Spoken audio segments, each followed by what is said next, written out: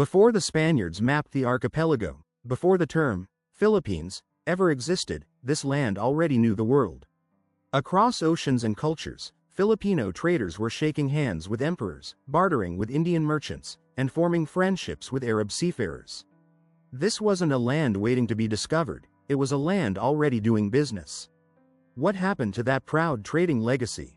And why does so much of it feel forgotten? Let's bring it back. What made the islands of the Philippines so valuable in ancient times wasn't just what they produced, it was where they were located. Sitting at the crossroads of East and Southeast Asia, the archipelago became a maritime superhighway long before Manila was ever a capital. Chinese traders brought silk, porcelain, and bronze mirrors. Indians introduced beads, bells, and religious ideas. Arab merchants carried textiles, incense, and later, Islam itself. In return, Filipinos exported beeswax, gold, pearls, tortoiseshell, and rare hardwoods, items highly prized across Asia. Trading ports in Mindoro, Butuan, Cebu, and Sulu flourished, and local dadus became trusted allies and business partners in the vast Asian network. If you've never heard of Butuan, it's time to remember its name. Long before Manila became the heart of colonial power, Butuan was already internationally known. Chinese Song dynasty records mention Butuan as early as 1001 AD, when a delegation arrived in China with lavish gifts. What made Butuan special? Its mastery of gold craftsmanship, its network of Balangay boats, and its role as a regional trading hub. The people of Butuan weren't just fishermen or farmers, they were goldsmiths, diplomats, and seasoned navigators. Its trade was so extensive that some historians argue Butuan, not Manila, should be considered the first economic capital of the archipelago. As early as the 9th century, Arab merchants reached the shores of Mindanao and the Sulu archipelago. They came not with armies, but with books, prayer beads, perfumes, and diplomacy. Their trade introduced Islam, a religion that would later take root and spread peacefully in the south. But it wasn't just about faith, it was about culture. These early exchanges led to the establishment of the first mosques in Tawi-Tawi and Sulu and laid the foundation for the future sultanates of Mindanao.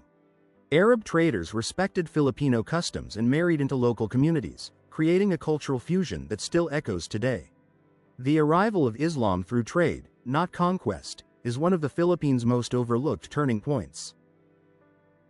Filipinos weren't just importing, they had things the world wanted. Gold was abundant in places like Luzon and Mindoro. Beeswax was crucial for candle making across Asia. Pearls and mother of pearl were luxury items in China and India. Tortoiseshell from native sea turtles became prized combs and ornaments abroad. Even rare tree resins, used in religious rituals, were exported. Local products were bartered for silk, iron tools, medicine, porcelain, musical instruments, and religious items. Far from being passive recipients, Filipino traders knew the value of what they had, and they negotiated with skill. These transactions weren't one-sided, they were mutual partnerships rooted in respect and need. The Balangay wasn't just a boat, it was the passport to international trade. Built using edge-pegged planks and expert joinery, it could handle ocean voyages and cargo loads. It allowed Filipinos to sail confidently to Borneo, Malaysia, and even as far as Champa, Vietnam. Some historians believe that even early contacts with Japan occurred via such voyages. The crew wasn't just made up of sailors, it included traders, warriors, and even Babylon's spiritual advisors. The Balangay symbolizes mobility, independence, and the deep knowledge early Filipinos had of the sea. In fact, the word barangay itself comes from Balangay, because our communities weren't formed around land, they were formed around journeys. When the Spaniards arrived, they dismissed the archipelago as uncivilized. But that's because they didn't understand what they were seeing. Indigenous laws weren't written on parchment, but they existed. Trade records weren't kept in ledgers, but they were remembered in oral traditions. The colonizers prioritized their own galleon trade, extracting wealth to send to Mexico and Spain, and suppressed the older, freer trade routes that had made the islands wealthy and connected. What was once an open, international trading society was turned into a controlled, taxed colony.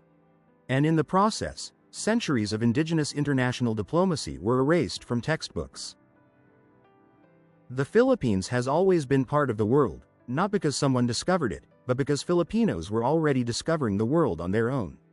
They sailed, traded, negotiated, and connected long before Western empires cast their maps across the ocean. To reclaim that history is to reclaim our global identity, one that was interrupted, but never truly lost. Our ancestors didn't wait for the world to come to them. They set sail and met the world on their own terms.